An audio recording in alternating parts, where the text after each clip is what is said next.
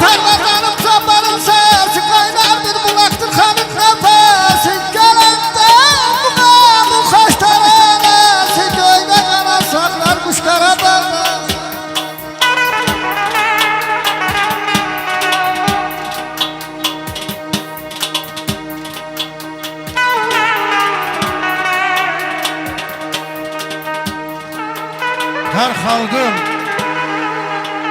Her xalqın sevimli musiqisi var.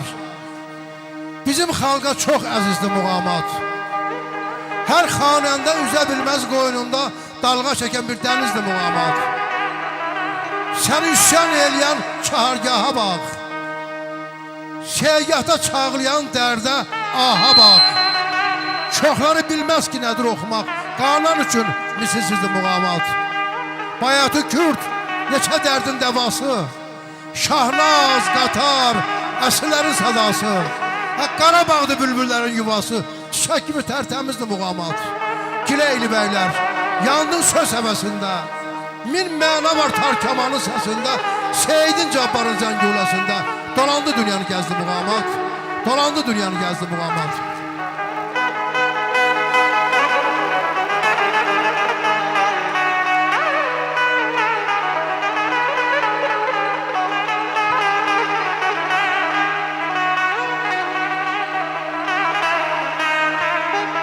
Madrusar badayı kanadı tadı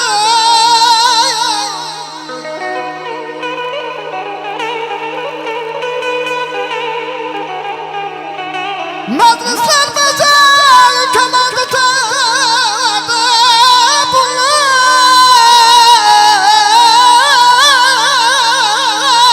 babalardan bir yadı geldi.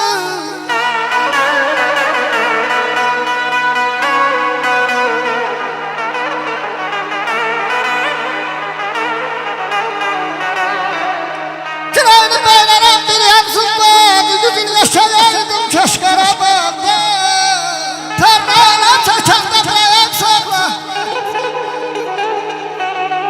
Tarlayla çekende beyen sakla Sevgahta köylerim zabulda yanı Asıl yüreğini mühebbet bağlı